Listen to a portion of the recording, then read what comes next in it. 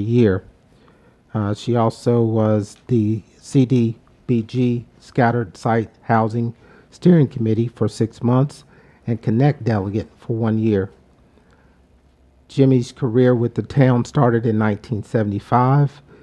He filled the shoes of many. He was town clerk, treasurer, finance officer, and zoning officer. He did these until 1995. From 2000 until 2007, Jimmy was the public works director. He retired in January 2007 from the town. He enjoyed retirement for a while. Then he decided he wanted to serve for the citizens of Troutman in a different way. He ran for a seat on the board in the election 2015. He won and served until he resigned in December 2018. Since he was a public works director, his time on the board was helpful, knowing the streets and infrastructure.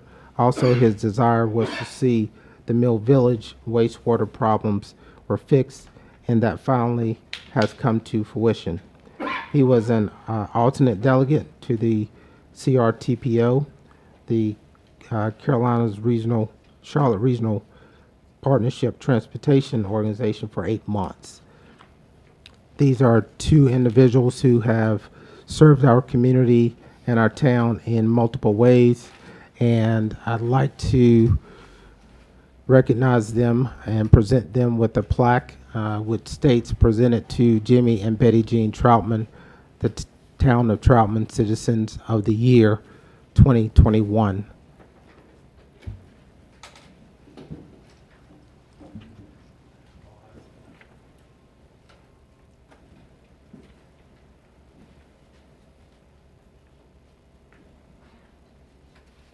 Thank you.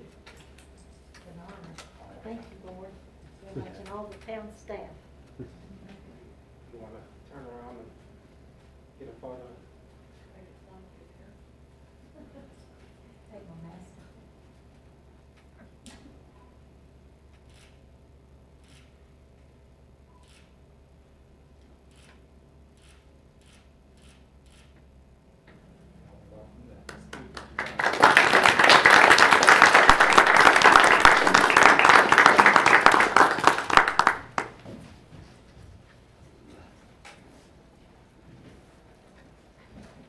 Jimmy and Betty Jean, again, I can't say enough how much we appreciate your service to our town. And as always, you continue to provide us feedback and show your support for our town. So thank you so much. Thank you, and it's a true honor. Thank you very much. All right.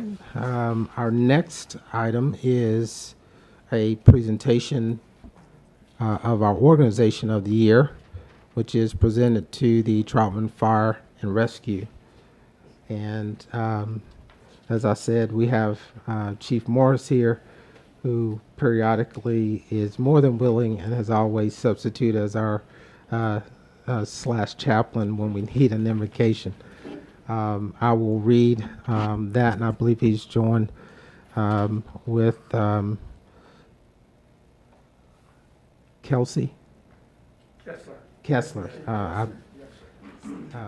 Thank you for joining us tonight.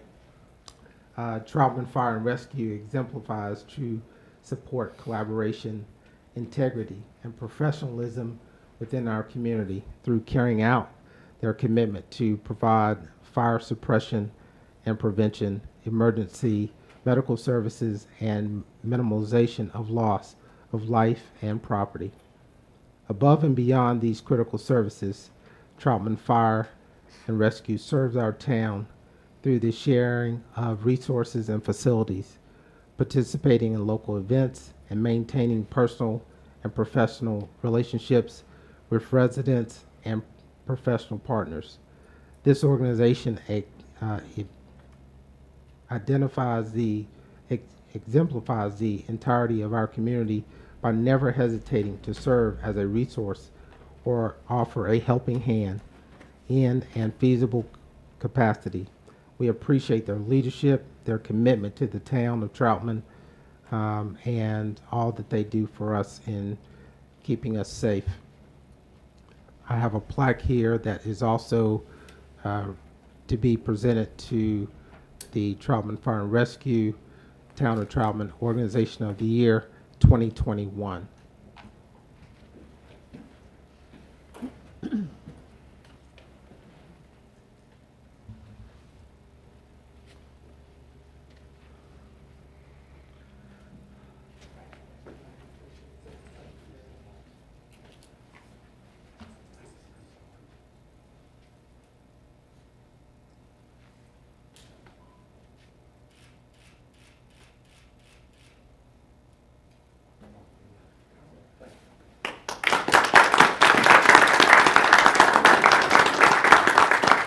I'll just say we're honored to receive the award and just want to say thank you always for your support and the relationship we have with the town of Troutman. Thank you very much.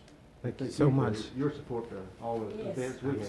Yes, Yeah. sir. Thank you. Please share that with the rest of the team there. And again, you all have been great partners for us in our community, and the citizens I know appreciate all that you all do for us. So thank you so much. Sure.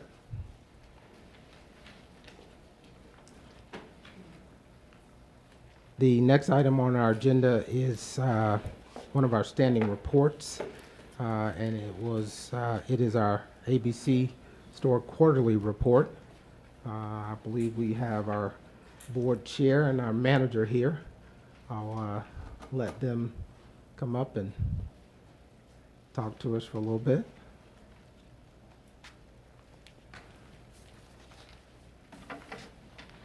Okay, if I take off my, Yes, sir. As a speaker, you're welcome to do so, sir. thank you.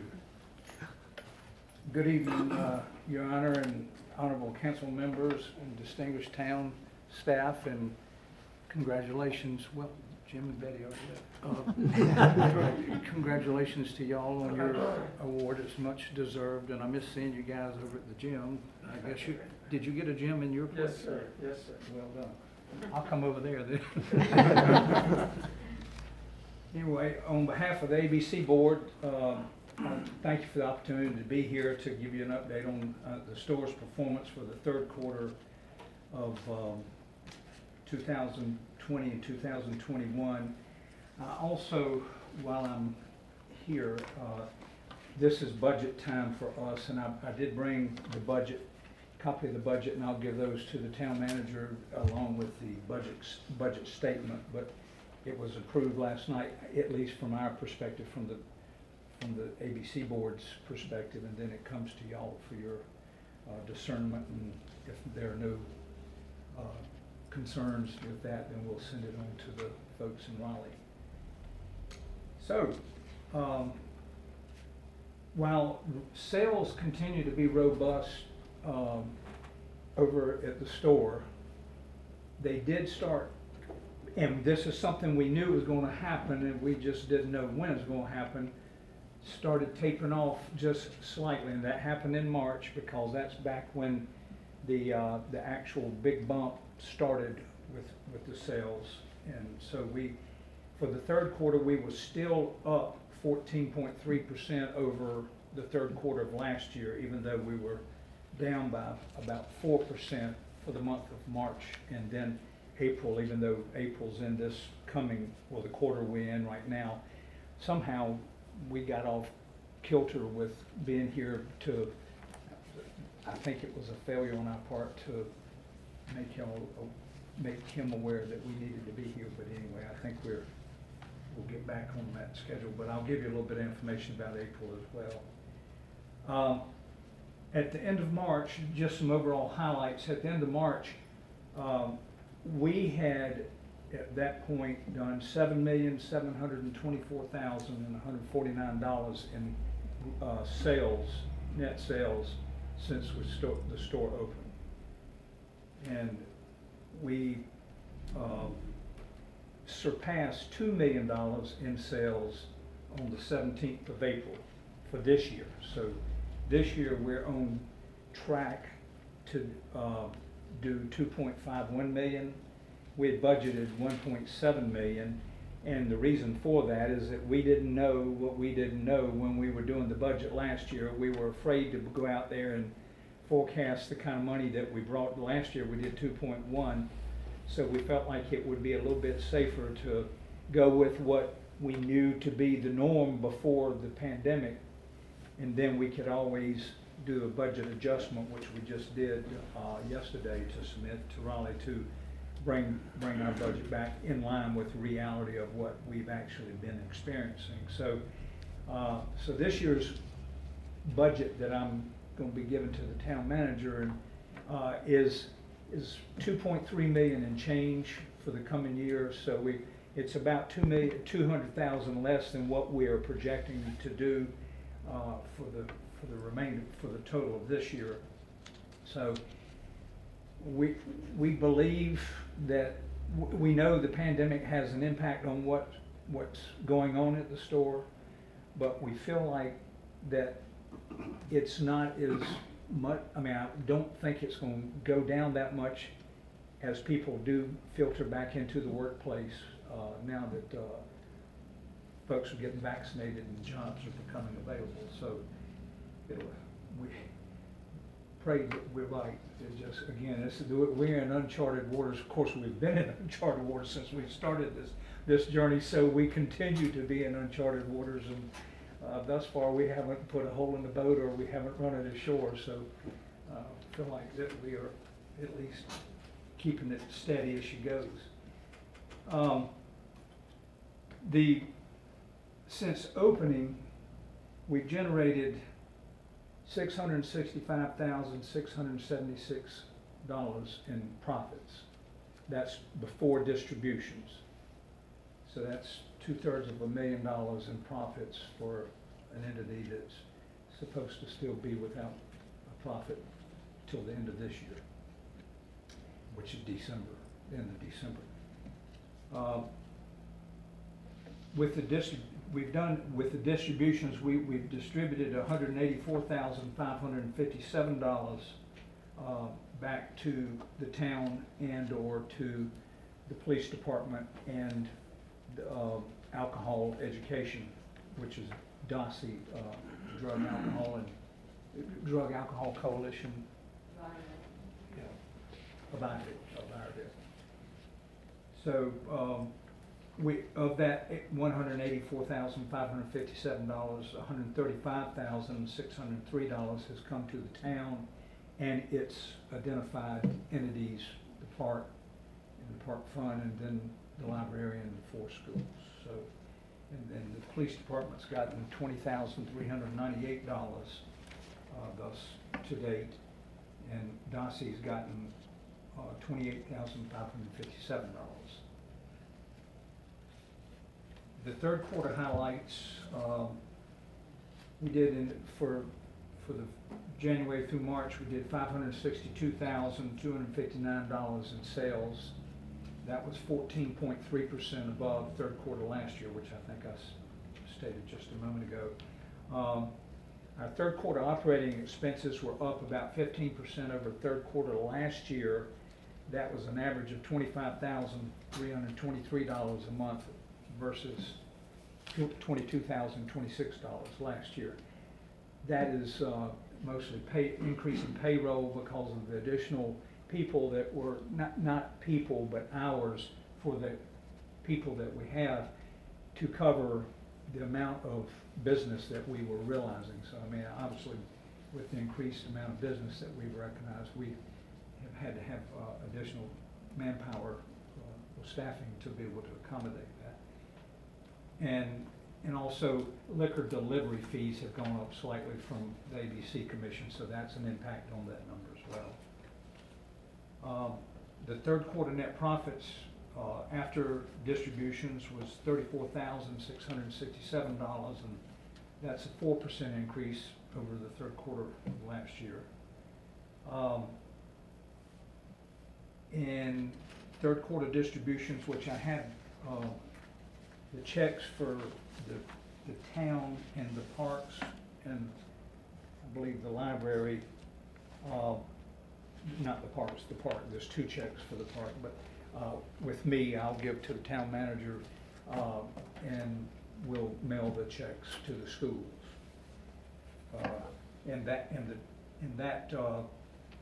the town and the entities will be getting $16,075. Law enforcement will be getting $1,802, and alcohol and drug education will be getting $2,523. And another very positive piece of news is that we now are at $393,109 of retained working capital, which we have, by your permission and by the advice of the CPA, could retain up to $414,071 based on the formula that the ABC Commission provides based on the sales, and you get to retain 4 months of your running average is at any given time. It's supposed to go back down to 2 months when you go over 1.5 million in sales, but for last year, it stayed at 4 from based on my math, but we need the money to, as we are looking at future opportunities to do something in terms of growth. And so that's really what we're looking at the money to be there for. We have paid off, we paid cash for the extension to the building. The board last night recommended that we start paying an additional $1,000 a month towards our mortgage principal, so that we can accelerate the payoff of the note on the store, or the main store part of the store. We owe $540,000 on that still, out of an original $625,000 when we started. So we've paid off, what is that, about $89,000, something like that. But we're just $21,000 short of what the mandatory or the maximum allowed, and with 2 months left to go, or month and a half left to go. Sorry.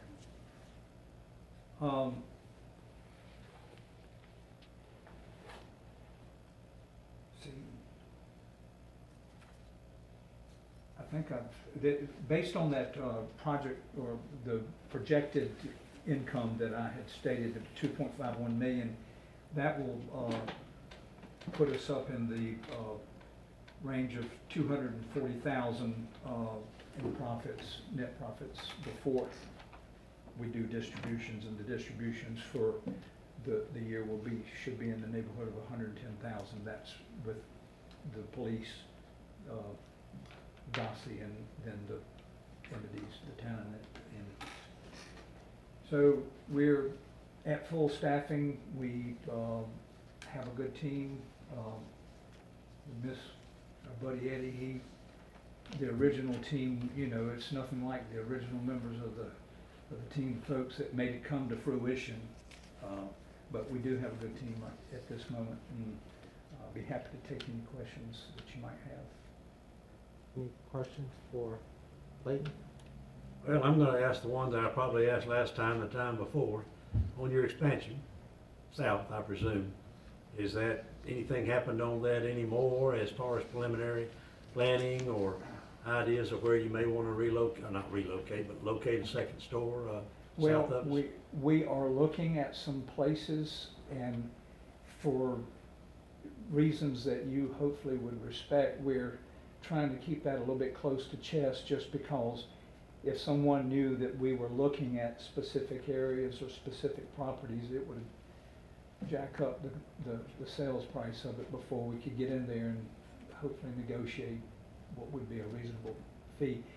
But we need, that's why we want to maintain the working capital at the level it is, because we need to do something, because land is getting a lot more expensive every day. And I don't want to have to, we wouldn't have to come to the town this time to get some help getting the land, but I don't want to go in debt to buy it if we don't have to, and that may be a reality though.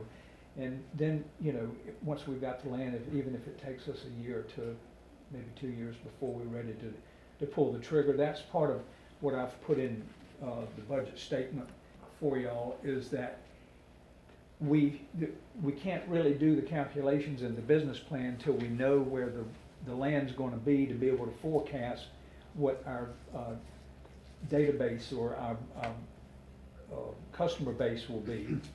And then what kind of cost we're gonna have as an investment, whether we buy or rent. It may be one of those situations where we financially would be in a better place to rent if land continues to escalate before we're able to do something.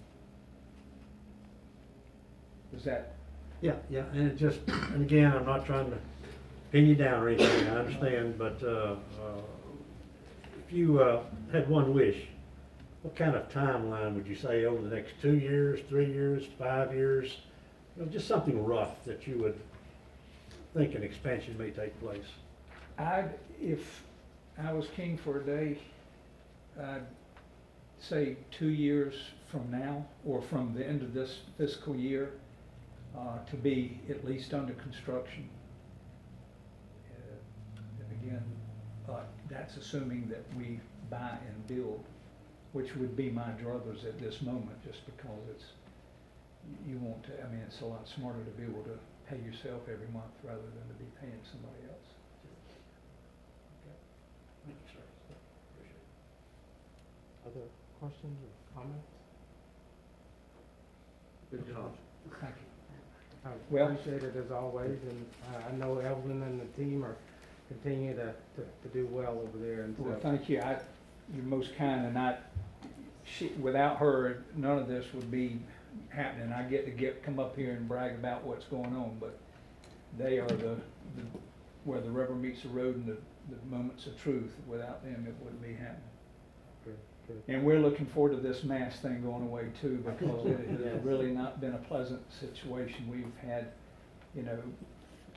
number one, we've got some employees that aren't as delicate as others in terms of trying to remind people they need to have a mask. And two, we've got, folks that just don't want to hear it, and they're tired of it, and we all are tired of it. And so that's gonna be a wonderful moment when that happens. I think it's big. I might even start drinking. Well, thank you again so much for all that you all do. Please give our regards to the team, and, it's always good to hear these positive reports. And, again, I know it's a lot of work, and, the team is, working hard over there to do a great job for the town, so thanks a lot. Well, thank you for the opportunity, and we really do appreciate it. And we're having fun.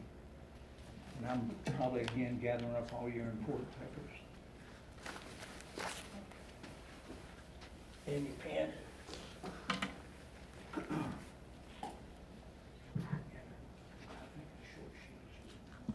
Okay, the next item on our agenda is public comments.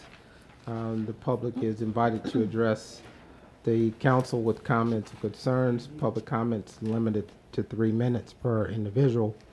And as we always have asked, adhere to Troutman Policy 51, governing comments from the public. Given that we are still under the executive order, as I stated earlier, we're hoping to possibly see some change in the executive order for June 1st or somewhere soon thereafter to again continue to allow increased gathering of both indoors and outdoors participation.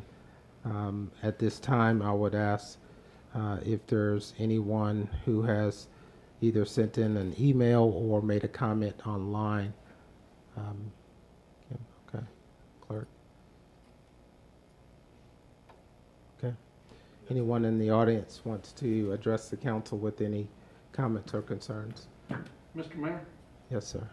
we have one guest with us. If you all recall, for those that were on the council 2 years ago, we had a lady, Myra Likes, that come before and asked the council to remember that May is Lupus Awareness Month, and council awarded and recognized indefinitely that we would recognize May as Lupus Awareness. And we have Pammy Davenport here with us this evening. If you're welcome to stand up and say a few words, Pammy, that is here.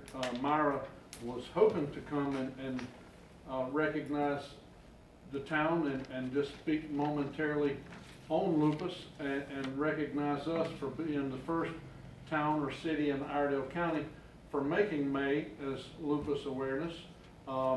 Since then, I think Mooresville and Statesville has also followed suit, but she was going to come and thank you all for being the first in Iredell County of doing such. But Pammy is here to speak on Myra's absence, and feel free, Pammy.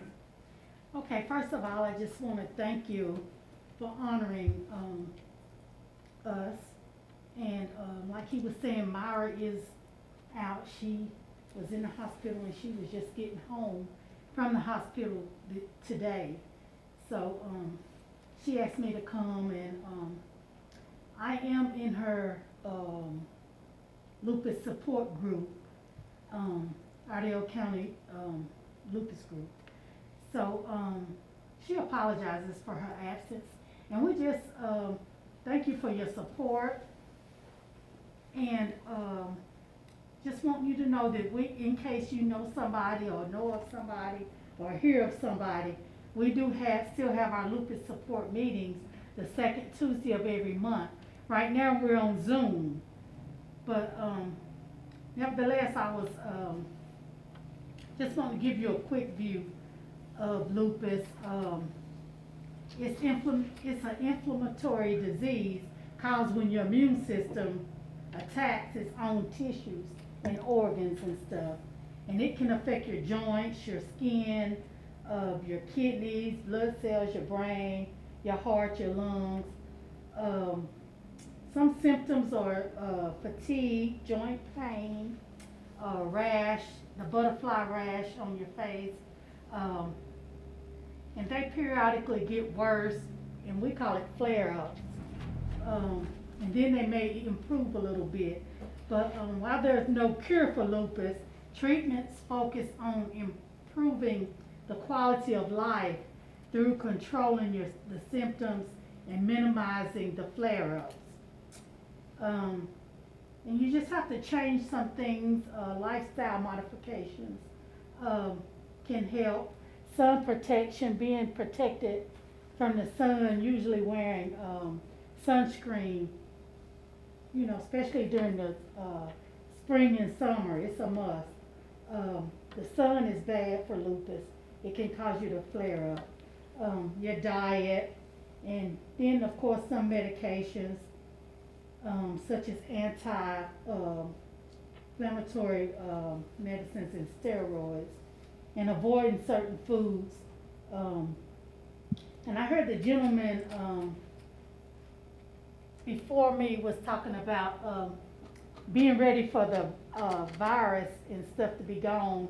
You know, certain people, employees and stuff not wanting to wear a mask. Mask is normal for us, even before the pandemic. You know, we hear people talking about hating to wear a mask. It's something that we do every day. We just have to, because even though it's not COVID, a simple cold could mean I couldn't handle it. I might, it will be deadly for me. So just being grateful and thankful just for the small things, in our life and our health and stuff. You don't realize how good you got it until, you're having issues and stuff. I was telling some people just the other day, just to be able to smell, since I was diagnosed, I don't smell and taste very little. It can be lit up, the room can be lit up with a certain smell, and I can't smell it. And then maybe one day may come and I'll have my smell, just for a day or a few hours or something. And, just to, hearing people, I know we get tired and we're hot, our face is hot and all this, but trust me, when you do it for years, it's nothing. It's just a way of life, and I just thank y'all for supporting us and honoring us. And I remember, I think it was in 2019 Yes, when we ma'am. did proclamation. And, I'm just thankful, you know, like he said, y'all was the first town, you know. But, since then, the other ones have came on, but we thank you. Thank you. Appreciate, number one, the perspective. And so, please give our regards to Mara.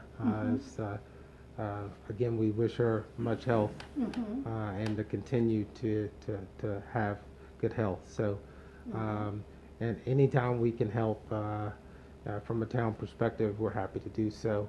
And we're glad to lead our other brethren in the other municipalities along. So, again, appreciate you being here. And again, give our regards to Mara, please. Anyone else want to speak? Jen? Thank you, Mayor and Council. Jen Bozer with Iredell EDC. I have with you tonight our small business guide. As you may know, the county increased their funding to for us to hire a director of existing industry and small business ombudsman in 2018.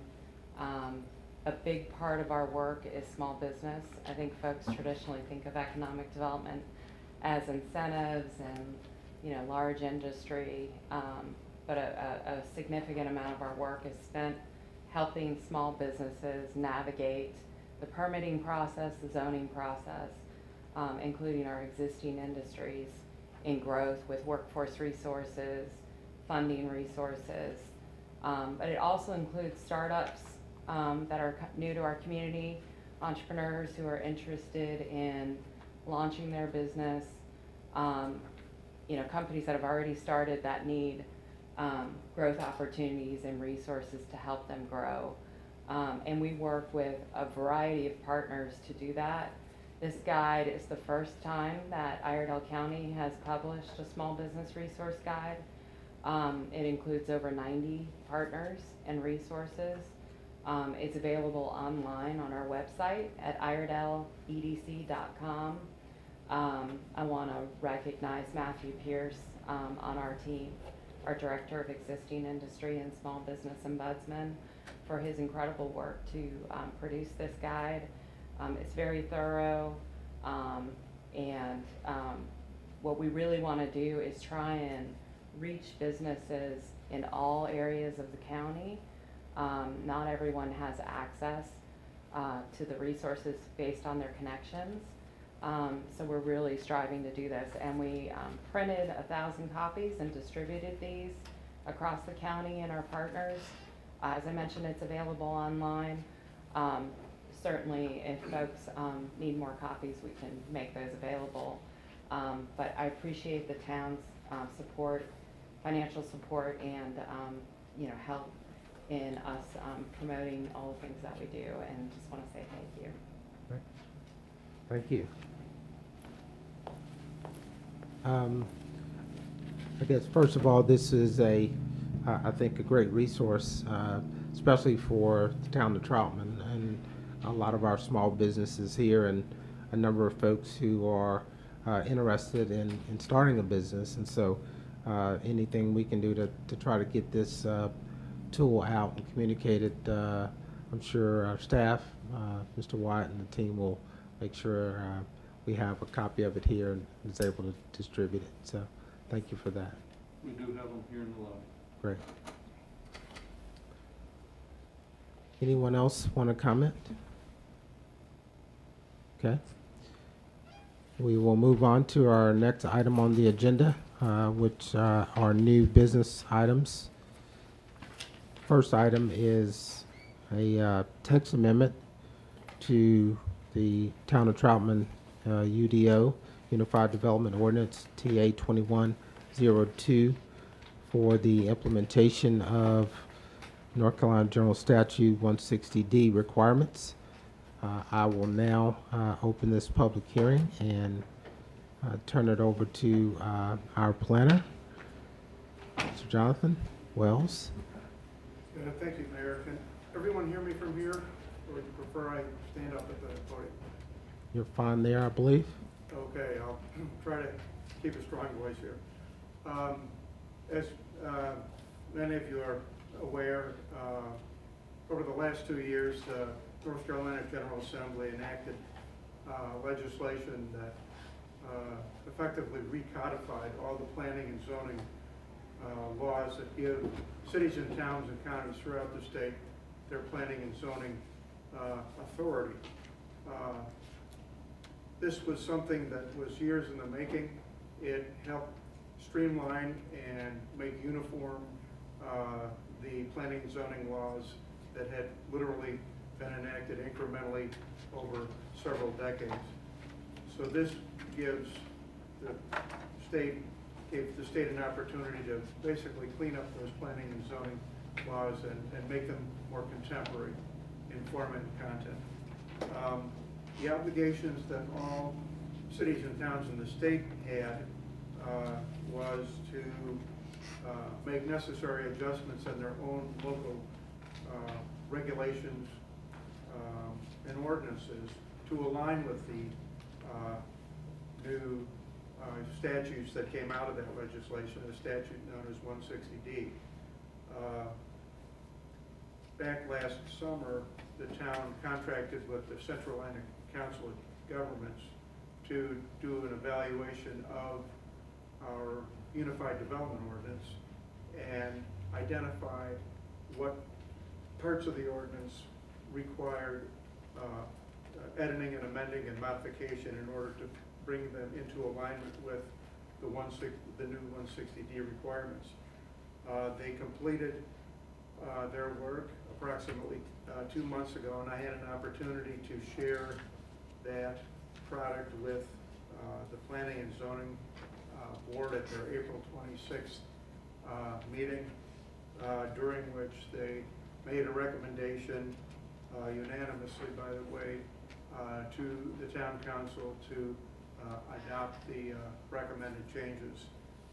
You had in your agenda package a thumb drive that contained a red line version of those recommended changes, and we also made available to council a couple of hard copies if you prefer to not look at them on a computer screen. We also, as an assistant and a guide, came up with about a 3-page summary of those changes, line by line, in the event that you didn't really feel like going through the 330 pages of the UDO page by page looking for the red lines. So the 3-page summary, which was also in your agenda packet, summarized the location of those prescribed changes, the intent of those changes, and provided some comments as well. Tonight, staff would make the request of the town council to adopt those changes to bring our Unified Development Ordinance into alignment with Section 160D. I should add that none of these changes would modify or amend the way we do business here in the town of Troutman, or the processes or procedures that we would follow in looking at, evaluating, and approving new developments as they come in the door. It really is to align our own UDO, our own local code with the state statutes.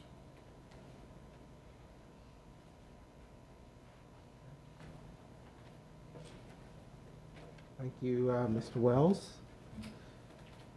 Is there anyone here who would like to comment on this text amendment?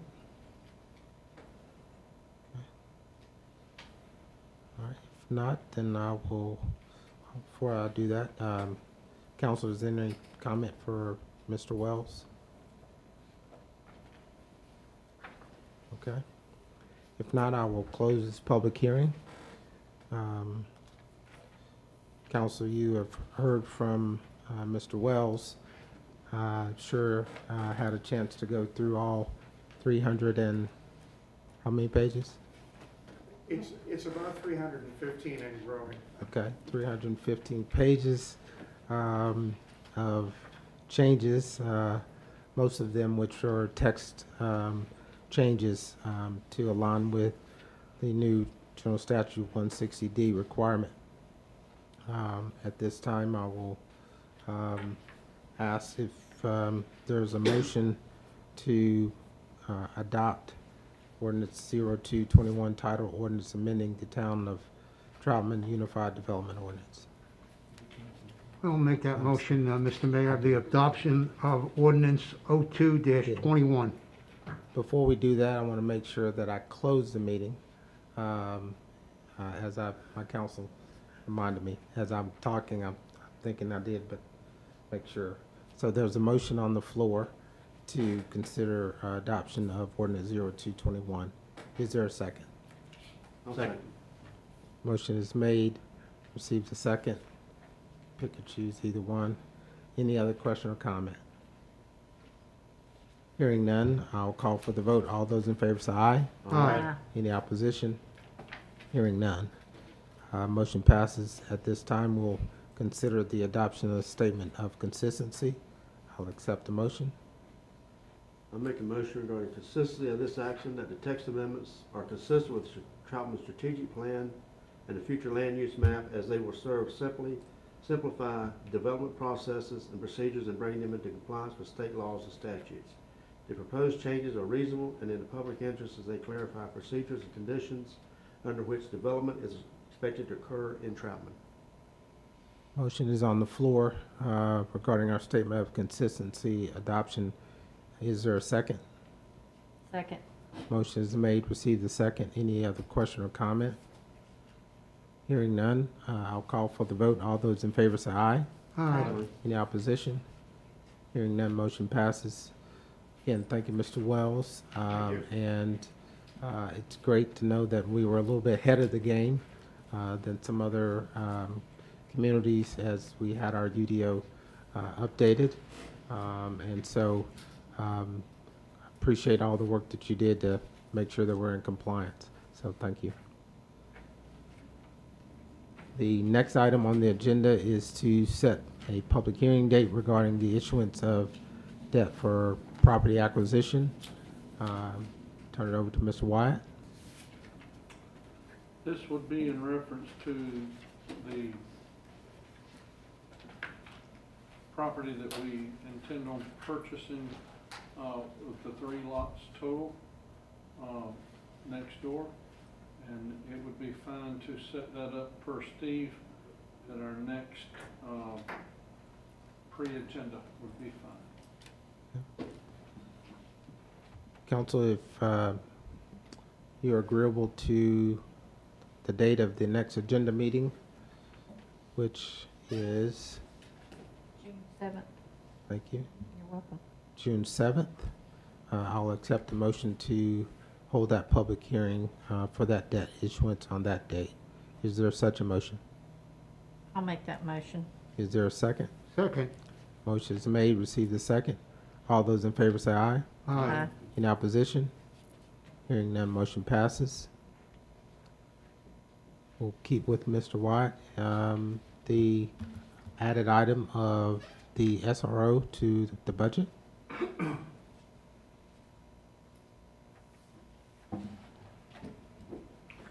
This would be Iredell Statesville School System had added a number of SRO positions at their meeting this past week. The one that pertains to Troutman is the elementary school position. This would be a full-time slot. They are paying the officer's position for 10 months' salary, just like the current agreement that we have would be for the salaried position. The rest would be up to the town of Troutman to pay for the rest of the officer's cost. There is a recommendation to add an SRO to our budget for the elementary school. Yes, sir. Is there a motion by council? I'll make that motion, Mr. Mayor. Is there a second? I'll second it. Motion is made, received a second. Any question or comment? I'd just like to make one comment. I'd like to thank the school board for providing that extra SRO. Our children's safety in this community is the utmost. So I appreciate their vision, and I appreciate our police department going to fill that spot. Couldn't have said it better myself. Any other comment or question? In the comment section, Mr. Mayor, as we worked through our budget workshop this week, that's one of the things was asked by Councilman Now, was our vehicles in purchasing, was the intentions of surplusing two, and I said no. That was one of the things, was one of the marked units that we intend on replacing. This was the vision that I had, was to not replace the marked unit. It would be to hold it back in hopes that you all would create this position and keep one of the marked units that normally we would replace, is to hold the marked unit back for at least one calendar year, hopefully, and we can try to make do one more year with another unit. Motion's on the floor. See the second. I'll call for the vote. All those in favor say aye. Aye. Any opposition? Hearing none, motion passes. Again, give our regards to the school board and tell them we appreciate their support for our children in the town. Yes, sir. The next item on the agenda are comments from council, myself, and staff. I'll open it up to council for any comments. Down here? Yeah. Okay, I have only a couple of things. One is that I still want to encourage everyone to get a vaccine as soon as they can, so make sure that this mask mandate goes away completely and doesn't ever appear again. So I do recommend anybody get a vaccine that will. At least let's get to 70% so we can have our parade this year. No cancel. The other thing is, for the town manager and Emily, would like a good road trip someday. I sat through the delegate meeting for Central Line COGS unit, and they were doing all these recognitions of different towns and stuff, and one of them was Kannapolis downtown revitalization project they did over the last few years. Now, obviously, it's not, it's a lot bigger than ours, but they bought, like, all the downtown was owned by one person, and they bought all of it and then turned it all the way back in and revitalized all his business, and even put in a new ball field there. You have a minor league baseball team, but it's been like over the last 2 or 3 years, and they've been recognized for what they did. But since we have the same kind of situation in this little downtown, I thought it might be something you might be interested in sometime, just seeing what they did and looking at a smaller scale, that there might be something we can revitalize our downtown by. Absolutely, we'll take that recommendation and we will go over and look and Yeah. try to collect on the vision of what they've produced. Yeah, and all the buildings were old, and they had to revamp, and they did a lot of things and got a lot of business. So I thought there's a lot of similarities, except we're on a lot smaller scale. But I mean, they've done a lot. It's a lot of big impact in that town. So the other thing I was just want to remind, I mentioned at the budget meeting the other day when Adams section, but at the corner of Thomas and Wagner, we're having issues with speeding there, which you're aware of some. But the crosswalk, as the kids are now leaving the middle school going across at Thomas, we put the sidewalk down by Cheryl. People will stop at this crosswalk for them, and so I've had a few complaints. I said I'd bring it up again. So I know the one she's probably listening to see if I did, but I want to make sure I let you know that that is an issue, and with people not stopping at crosswalk, these kids are going through there after middle school, south. And that's all I have. Thank you. I'd just like to echo on some of the things that I said on Monday at our agenda meeting. I'd just like to congratulate our college students that graduated. I'd like to also, because we don't have a meeting till after graduation, I'd like to congratulate the students at our high schools for graduating and hopefully going on to get college degrees or going out into the workforce. And I'd also like to thank the teachers. Everybody realizes what they've been up against this year with the pandemic. So to our students and staff of teachers, thank you very much. And again, I want to thank Lieutenant Payne for doing a great job filling in for our police department, being the chief, and The morale is up, policing is doing wonderful, and keep going. And also congratulate Patrol Officer Sharp on the great job that he's doing for our community. Ms. Williams? Well, I would, since Eddie ended up on the note, with the police, I would like to, I'm not sure if everyone's aware of, but this is National Police Week, so I wanted to tell you, also what a great job I think our police department does. And that is, a reflection of your leadership. Thank you.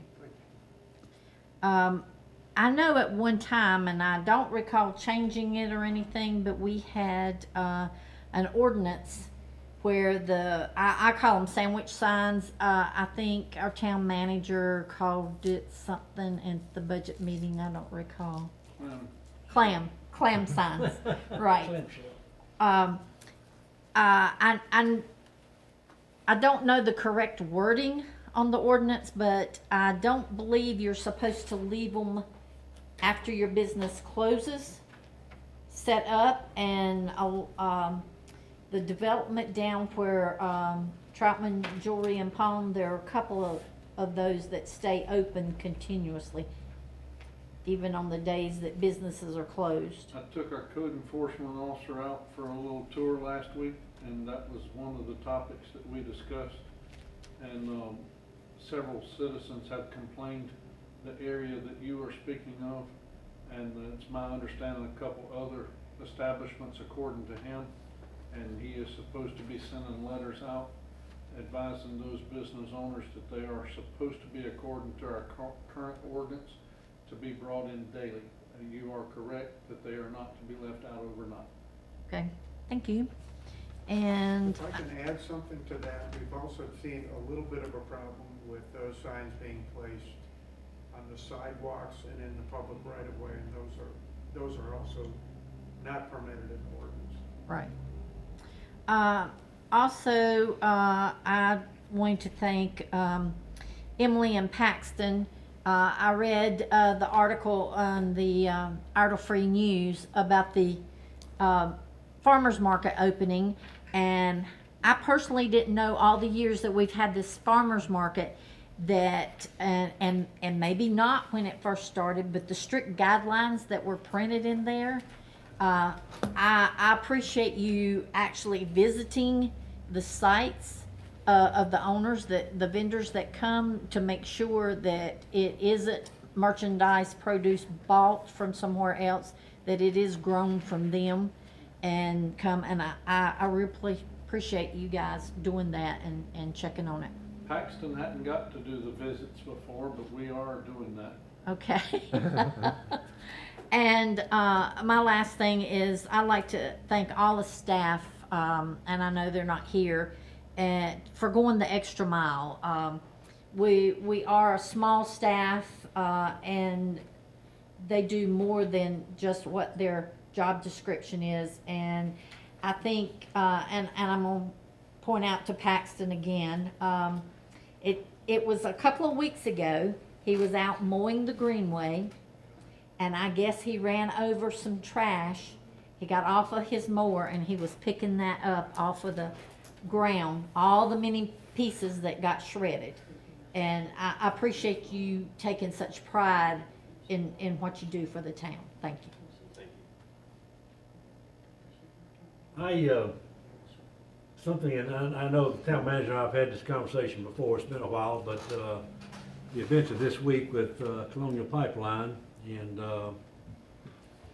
ransomware, and I just wanted to make sure that when our new IT part-timer starts with us, that perhaps we look into that and make sure that we don't become a victim. Harrisburg is still digging out, and they're doing what they probably already should have done, based on what I've read and heard and so forth, and I just want to make sure we're being proactive on that and we don't end up, I learned this afternoon, I think the rest of you did too, that Colonial did bow and send them several $1 million to whomever in Russia to get the information back. So, and the thing that got me was that interviewed one of the IT security experts from one of the universities in this country, and he said basically they should have not had that particular system online, where they were held vulnerable, and if so, should have had better security. So, they say a lot of these things are just really, if you know anything about computers, are common sense, which sometimes we're in desperate need of that in this country. But bottom line is, when Mr. Barker starts, if that could be one of his tasks, if that's in his range or somebody's range, just to make sure that we are being proactive on that.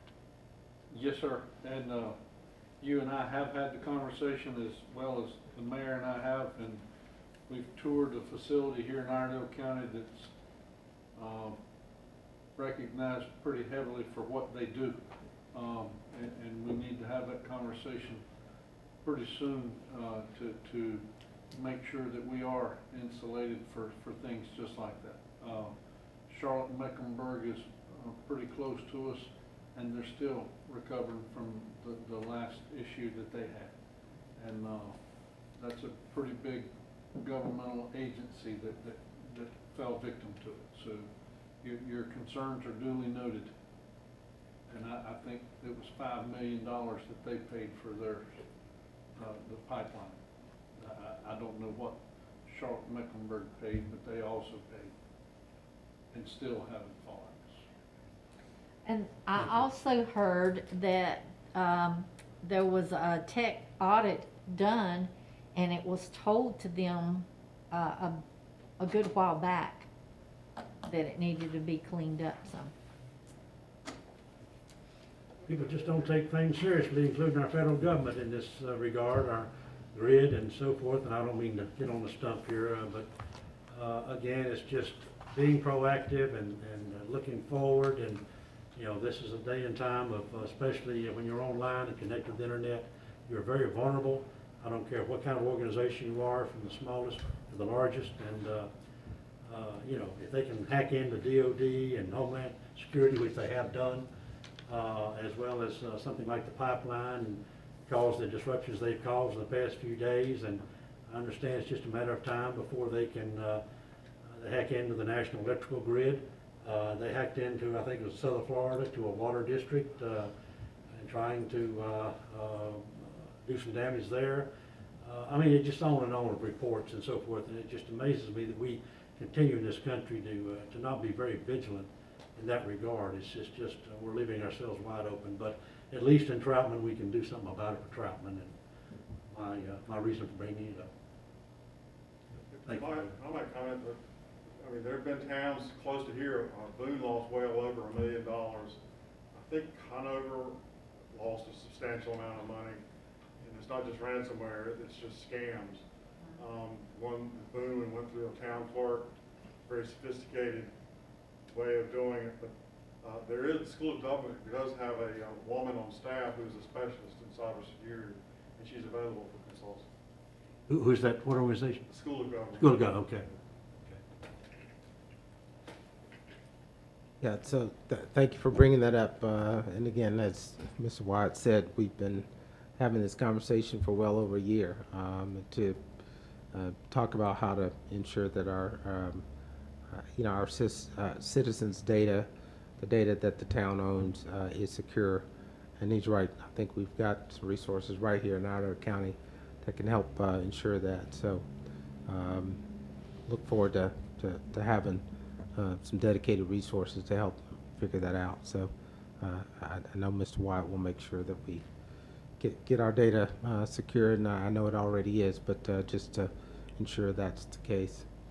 A lot of comments I would have made and already discussed. I would say the obvious, appreciate the beautification of our town, to include the parking lot that's happening here. So I think Mr. Wyatt's taking responsibility for all the and I can't not think what the name is for all those cracks we had out there, but somebody had a name for them. Alligator cracks that's out there. Hopefully those things will be repaired and fixed, and we'll have a better parking lot for our citizens to come and visit our town hall with. So looks like they're moving right along.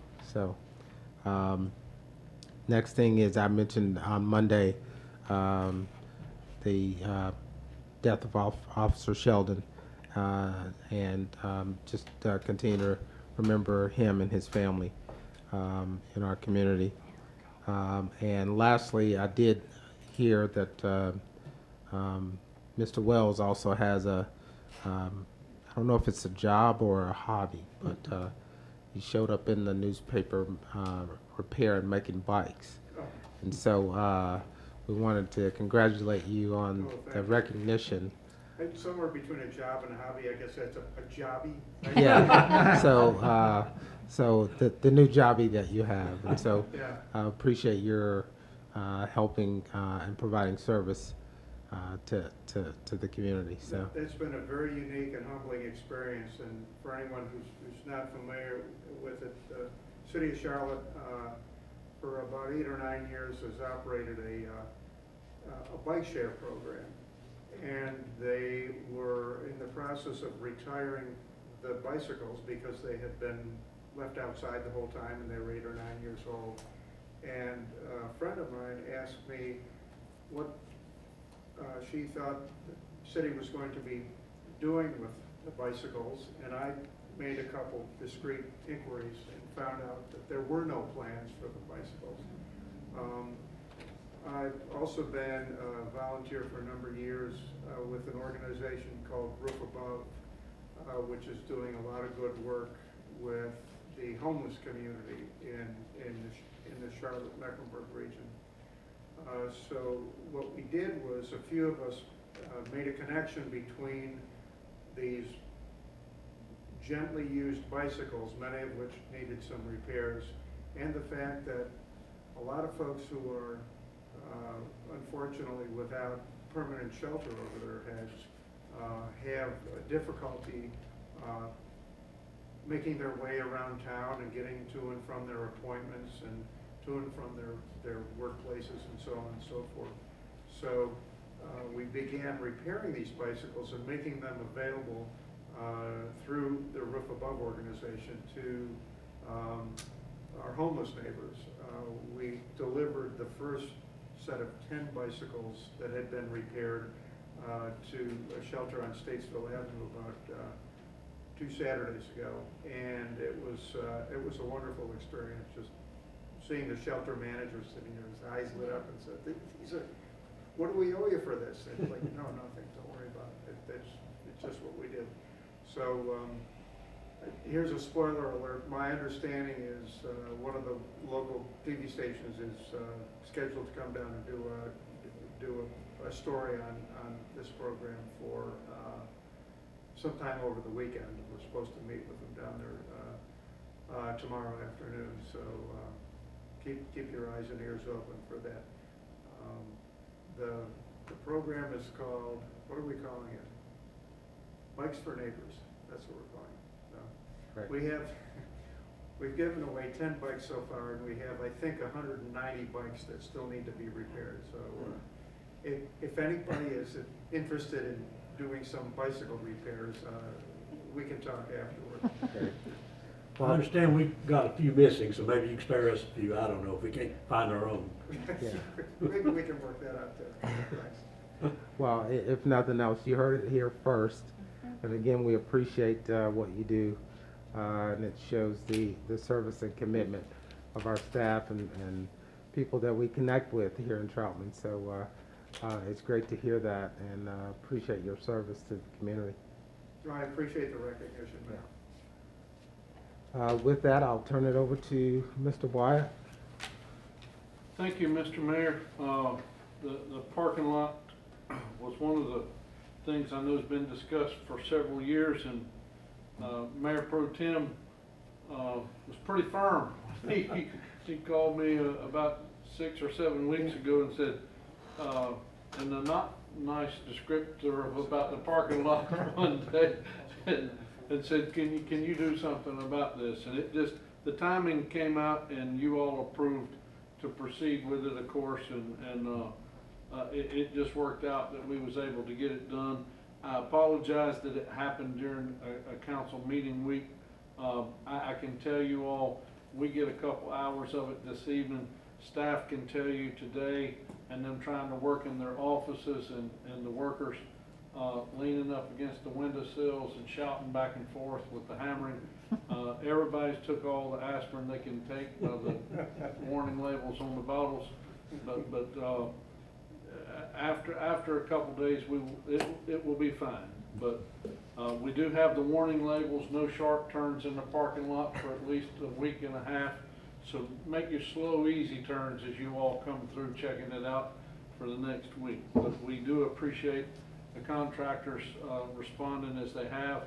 It was supposed to be done half today and the rest tomorrow, but we will see how that turns out. The other thing I would like to share with you all is the accolades we also got from School Board Chairman Martin Page. This past Monday's board meeting for them was not the kinder, gentler meetings they would like to have.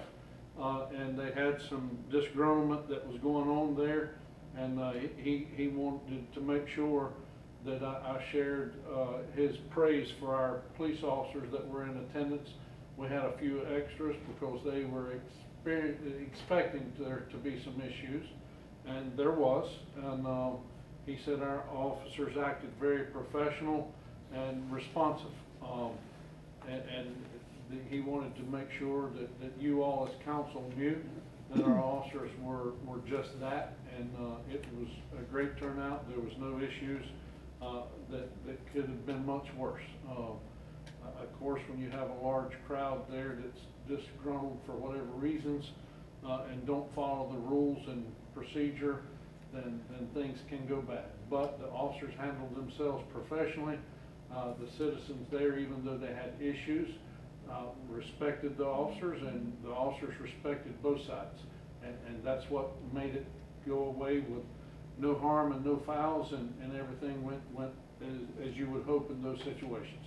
And he wanted to share his praise to you all for our officers that were there, which was SRO Sergeant Baker, Sergeant Bentley, and I'm not sure, did you have a third officer over there? Bench. Sergeant Bench and Sergeant Baker, was there a third one? Madison. Madison Sharp, yes. Of course, Madison. Madison seems to have been in everything for the last 6 or 8 weeks. But those were the three that was there. In addition to that, it being National Law Enforcement Memorial Week also, recognition, it's also time that we've had one officer from Troutman to pass away, and that was Officer Bill Pettit, and would like to just remind those in attendance that he passed away on duty on South Main Street, and we do plan on doing a little bit more other than just stating it during a meeting, but would like to recognize him and his memory during our meeting. Emily Watson and Interim Chief Payne and I was talking about that earlier this week, but would like to recognize and remember Officer Bill Pettit during this time also. That's the main things that I wanted to bring up. Just like you all said, the staff has been very diligent here lately. We do have had some things going on inside and trying to get the parking lot done, which has created some issues with the citizens and trying to get in. The weekend is the 15th, so they're trying to get their bill paid.